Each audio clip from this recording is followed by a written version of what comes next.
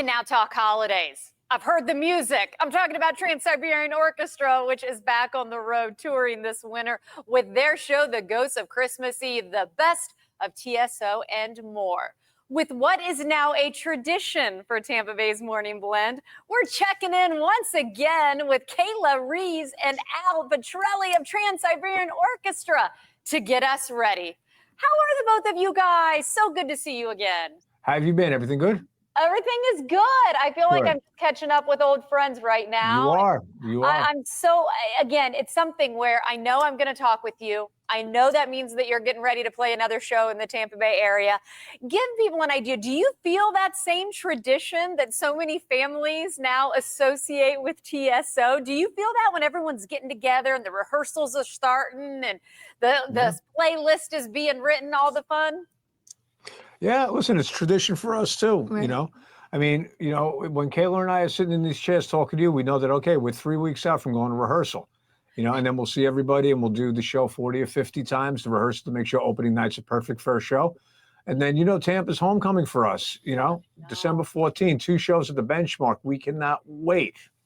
I know. You know, I'll be in the crowd. Hey, I'm curious. I know. Since you did bring, you know, I'll be there. I can't miss. It's not the holidays unless you see a TSO show. It's been that way with my family for years. And, you know, you brought up how it is a homecoming show, of course. The founder, Paul O'Neill, of course, we always talked about Paul and his memory. One of the things, though, that I wanted to shed light on is how he wanted to be able to support charities with Trans-Siberian Orchestra. You guys are still doing that. You remain one of rock's most charitable bands. Just to be able to talk about that, know his legacy is continuing this way, and you're helping so many people. That's got to be a first and foremost when you hit the road. Oh, absolutely. That was, Paul wanted to build everything on that foundation. He wanted to, you're absolutely right. It all starts with Paul and the O'Neill family from the very beginning, making a difference and doing good in the world. He actually got up and physically made it happen. I've never seen a man be able to make things happen like Paul did. And it's just an honor to be able to carry out that legacy.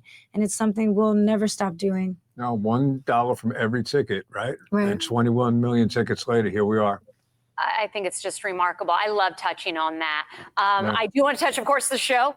What can we expect? I know you always have the traditional elements that your fans have grown to love. What about some surprise elements or anything that you're particularly excited about in this year's show?